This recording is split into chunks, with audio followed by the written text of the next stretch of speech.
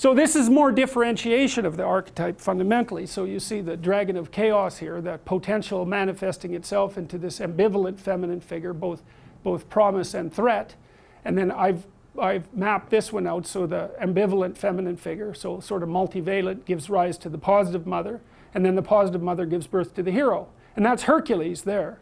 And this, I like this image a lot. So Hercules is in this container. So that's, you can interpret that both as something feminine, the container, but also as a representative of culture, because it's a boat that's floating on the chaotic ocean here. So that's Hercules. He has to be in a container that sustains him in the murky water of chaos.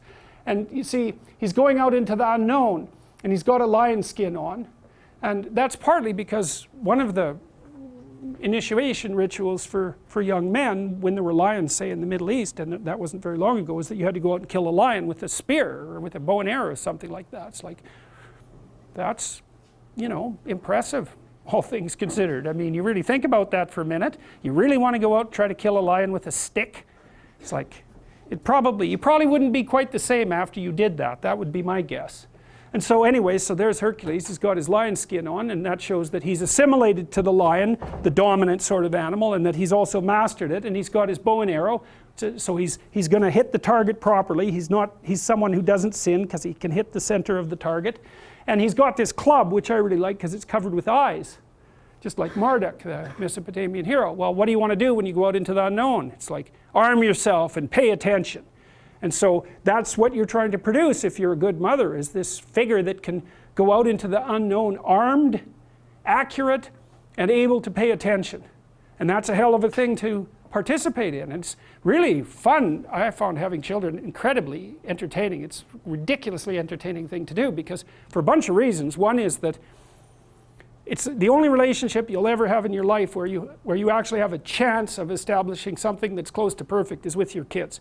Because when they're delivered to you, so to speak, they're in some sense they're perfect. And your job is to maintain that perfection if you can. And you do that by being a good parent, by being encouraging, by being on their side, by taking care of them. And you can have an absolutely pristine relationship with the child. That doesn't mean it's not full of trouble, because it is. But it can easily be the best relationship you'll ever have in your life. And in fact, I think it can be the worst too. And you know, sometimes you get unlucky and your child is sick mentally or physically and things fall apart and it's not your fault. And sometimes it is your fault, but it's a real gift. And you have to play this game of protection and encouragement, right? Protection and encouragement, and get that dynamic right. And then you help someone develop into something that's, well, exactly this, that can take on the trouble of the world forthrightly. And man, that's what you want. That'll make it worthwhile, that's for sure.